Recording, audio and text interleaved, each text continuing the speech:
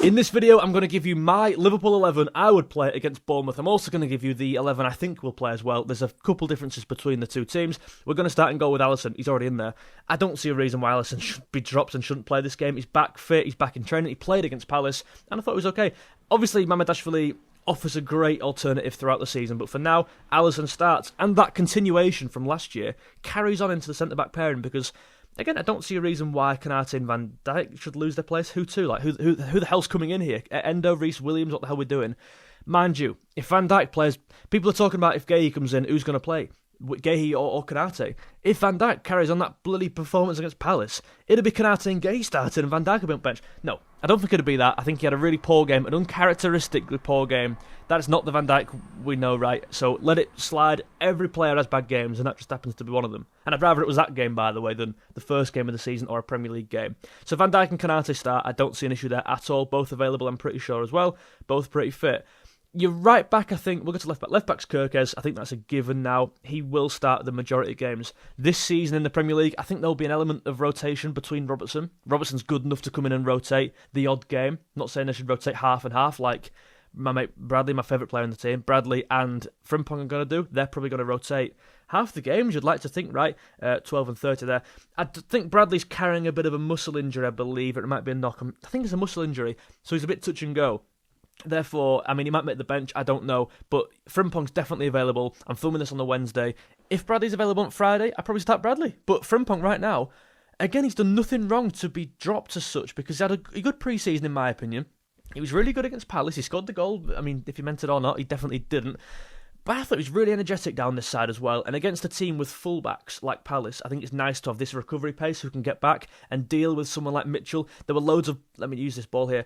Munoz were kind of, if this was the right-hand side for them, Munoz was getting in, crossing the ball, and Mitchell was actually arriving at the back post. So having Frimpong there, who's quick enough to recover, was a nice option to have and a nice protection against that.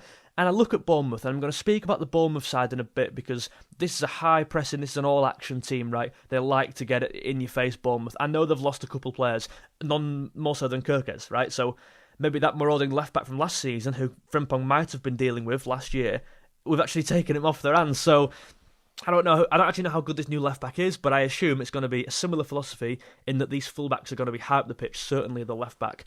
We'll come on to that in a bit.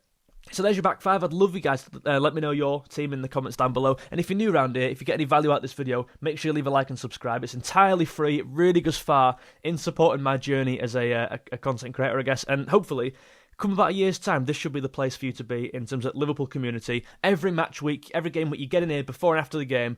All the thoughts are honest, they're all raw. I'm not trying to pretend to be something I'm not or get you clickbait. It's nonsense, right? I think the Liverpool space is really struggling in that regard. Hopefully you can find some trust in here. Right, midfield. I'm actually going to come back to it because I think it's the hot topic right now. I think your front line's pretty self-explanatory, and I think Salah starts off the right. Again, a weak game compared to, like, you put him and Van Dijk in the same kind of breath, really. Two experienced players, two of our best players last year. In fact, our two best players last year and for the majority of the last half decade, they both were off it against Palace. In fact, I'd probably say they were our two worst players against Palace. Van Dijk in terms of mistakes, in terms of having fingerprints over both the goals they scored, I'd say. Salah in terms of maybe not so much mistakes, but he wasn't in the game. In the first half, I believe he had the least touches of any player in our team. And when you look at Mo Salah and you look at, like, this guy is the guy, he just was not the guy in that game. Again, players have blips, players have off games. It just so happens they came at the same time, right before the season starts. Not a great timing. Guys, if you could maybe just time that better in the future, that'd be great. Hopefully, he'll be fine. I've got no doubts about Salah stepping in here and doing a great job. It's Mo Salah, right? Right, and then you kind of get a bit more interest in here because, actually it doesn't, not for a bit. Wirtz, let's put them all in. Wirtz, Ekitike, Gakpo. That makes so much sense. They played against Palace, they played really well against Palace as well. There were a couple problems. I've noted, I did a full match reaction against Palace, and some of the problems I noted were this positioning towards the left-back slot. I think there was too much space there. I think Munoz was getting in too many times there. I think the midfield was too weak defensively. And also on the ball, actually, uncharacteristically. But I don't think the problem was up front. I think these four were really, really working. I mean, Salah had a quiet game, but when he was involved, he was getting in there. But specifically these three. I thought Gakpo had a good game against Palace. A lot of people disagreeing with that. I thought he had a really good game and didn't deserve any of the criticism. Some people saying he should be dropped out of the team for Ngamoa. I get he's a talented player and that he's got a great future and I wish him all the best, but right now, Gakpo's our best left-sided player and he comes in.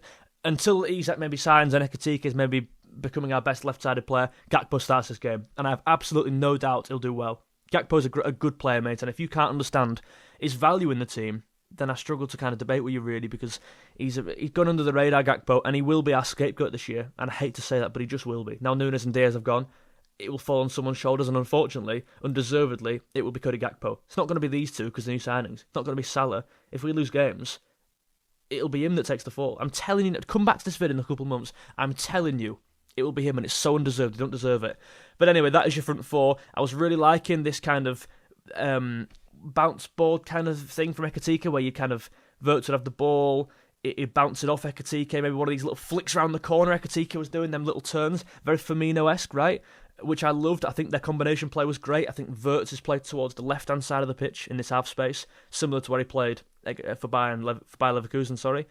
That's where he best operates, right? And some of his link-up with Gakpo I thought was great. Gakpo feeding these little balls in here, Ekitike running into the channels, combining, putting a cross in back post where Frimpong would be.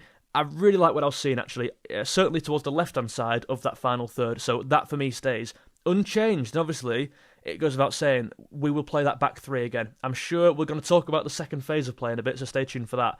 But this first phase is, I'm sure, what we're all familiar with. I've said it a lot of times on this channel, and I believe we'll continue to do so. Let's actually make sure, let's just put us in the final half. Just if we're on the ball, this is where we will be. It'll be a back three. Kerkez tucks in, of course.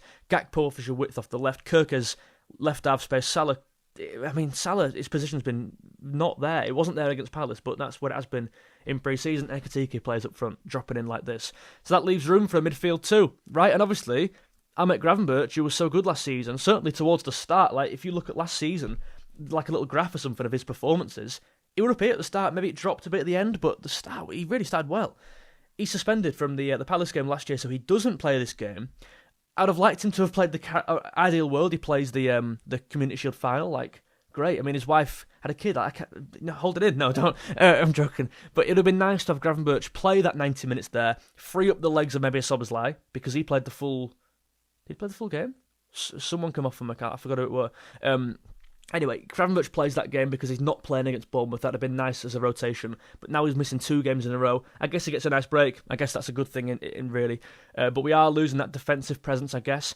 For me, this is very, very controversial. McAllister's probably not played enough minutes here to start the full game. That's what a lot of people are thinking. He was used very sparingly in pre-season. He was rotated. He was playing the last half an hour of games, playing the first 45 and maybe not playing the second. The options are these. It's between these three. And I don't particularly know who to pick. I wouldn't go Vendo here. I don't think that's needed. I don't think Elliott's needed either. I want to talk about the option of Curtis Jones in here. Now, listen, I think I'm a really big fan of Jones, and I thought against Palace he was the better of the 2 midfield players. I thought Szoboszlai lost the ball too many times, certainly in really obvious places. Like there was a moment where he was running through like this, and the guy behind him just caught him up, and Salah's like, "What the hell are you doing?" Just release the ball. I thought Jones, I don't think he misplaced the pass, in fact, against Palace. He was playing a bit more deeper in this kind of right side of the play. I would play him. I've got to say, I would play him against Bournemouth, and that's the player who came off, wasn't it? Jones came off in that game. That, again, indicates to me he might be rested for the Bournemouth game. He plays for me. Do you know why he plays for me? I think you've got to select players here based on the opposition. And I don't think there is a more perfect game to play Curtis Jones in. If you could handpick a team, an opposition, a style to come against, I think it's Bournemouth at home first game for Jones. I think that makes so much sense. It's married in so many ways there. You've got a team who like to come at you. This is a high-pressing, all-action team. Bournemouth like to win the ball back in the opposition's third, ideally, but ideally the half.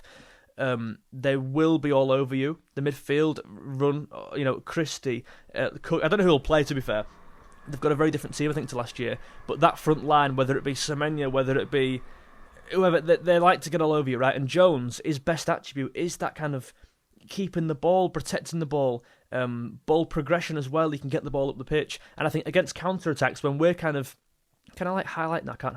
Well, imagine that, but all in our half, and we're penned in. I think Jones there, who can really protect the ball well, who can shield it well. He doesn't particularly lose the thing a lot. I think that's a really useful asset to have in this game. And I think McAllister does it as well. I have questions about whether he can play a full 90. Listen, if McAllister is fit enough to play, I think he plays because he's simply a better player than Jones. But I think right now the option of playing Curtis Jones wouldn't be an issue in my opinion. I'm not massively against it like some people are. And do you know something here? So I'd have Jones playing. Do you know something? Which is perhaps controversial. I'd have Szoboszlai playing. And that's the exact same 11 as we played against Palace. So firstly, by the way, that's a good thing. I don't think that's a bad thing. Yeah, it didn't really work. I don't think it was amazing. I think in the first half, it was much better than the second when we changed it and actually Jones came out. We played like a 4-2-2-2. That didn't work. So you're playing this 4-2-3-1. It worked. With respect to Bournemouth, they're not as good of a side. Sorry, get my breath. They're not as good of a side as Palace. They don't play with wing-backs. I think the wing-backs were a real problem against us the other day. I think this actually, I know they had an off game the other day, but again, everyone did. Van Dijk did, Salah did, so I've not lost faith in this two working. I think they have really they complement each other nicely. The kind of physical attributes Szoboszlai offers, the attributes on the ball that Jones offers, they're both pretty calm on the ball. I think they both know what is needed of them in this game. Jones certainly. I've no doubt Jones will, because you've got that kind of, there's a free position here in this game. Jones is coming in, he's been given the chance. Grab it with both hands. And I think Jones in these kind of games, when he's dropped into the team, I think he tends to take it. He tends to take that position well, and he did it against Palace. I think Jones has been pretty overhated against Palace. I thought until he came off, he had a good, alright game for me. Didn't lose the ball. So, Jones starts, and I think Szoboszlai next to him.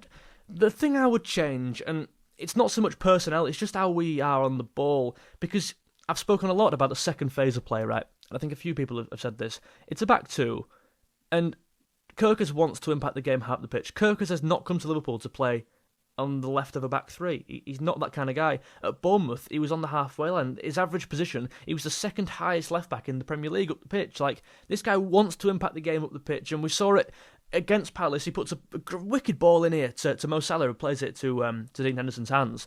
But he wants to get forward. That second phase of play, so clearly, Kirkers, whether he gets into here, making a front kind of six, whether he gets into the midfield and operates here, he's got to refrain from it for now. And it's a case of not forever, but just for now. Just while we transition between the old and the new, whilst all these players bed in and fill in their shoes and their positions, I want Kirkers a bit more refrained. And against Bournemouth, right, this is a counter-attacking side. This is a side who like to win the ball high up the pitch and distribute, like, fast. And they're 3 passes and they've got a shot away.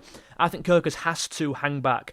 And the reason this didn't work so much in the Palace game, Szoboszlai and Jones, was because there's only 2 bodies in there, firstly. So if you're playing one of these balls over the top, Kirkers is forward. Munoz is in so many times. Gakpo is having to play really far back because they play the wing-backs. Bournemouth don't do that. Well, unless they change something, they don't do that. So I think you can get away with playing these two midfield here.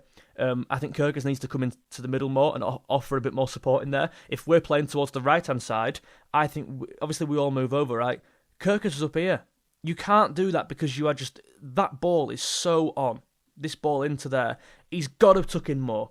And he's got to time that run. I want him to get forward as much as the next guy, but he's got to time that... And this will come, by the way. This will absolutely come. He's got to time that run with the ball. As the ball works its way up the pitch, he's got to move with it. You look at someone like Frimpong, right? If we're playing... Let me just move everyone back. It's just these 4 back. There's your back 3, and Frimpong plays here. It's a back 4, but Frimpong moves forward. If we have the ball... Kirkers doesn't move forward straight away. Frimpong's the one who moves forward without the ball going with him, right? Kirkers has to go with the ball. He's got to make his way up with the play. Do you get what I mean by that? Whereas Frimpong's already gone. And we're allowed to do that. And the same the other way around, if we're attacking down the left, the same happens. And Frimpong's going to be more reserved and be wary of that long diagonal ball, which we've been so susceptible to. God, I can't say that. Susceptible. So susceptible to... Try to say that 5 times. Over the last few years, I think it's fair to say, and certainly last year, that's my team. I just think you've got to be using this role more usefully, more smart, I think, but it'll come in time. Kirkers is a great player who showed what he can do against Palace. I just think positionally there's some tweaks I would make. I'd just tuck him more in. You look at Man City, they do this, Arsenal do this. I don't think that's a bad thing to kind of... It's not copying that at all. I think a lot of top teams do this. We've got a lot of attacking players in here. Our end goal is to play something like that. It looks great on paper. Realistically, is it the right option? Certainly at this point of the season, right at the start, I don't think it is, but what do I know ultimately? Let me know what you guys think. Again, I'll stress again, if McAllister is fit enough to play more than 70 minutes, I'd play him instead of Jones. And I'd play McAllister and Szoboszlai. I just don't think he will be. I'd rather bring him on for 30. I don't want to risk injury. I don't want to risk anything happening, given that Gravenberch ain't there. Is there an argument for Endo plays this game? But more of a defensive option than we saw against Palace. We did struggle defensively back to goal with the opposition, on the ball. So does Endo come in for that reason? I don't know. Let me know what you guys think in the comments down below, and I'd love to. I'm going to read every single one and reply to every single one. So get involved down below. If you enjoyed this match preview, give it a thumbs up. You know what I mean? It's entirely free. And make sure you subscribe so you don't miss a video throughout the season. Nice one, guys. Have a good one.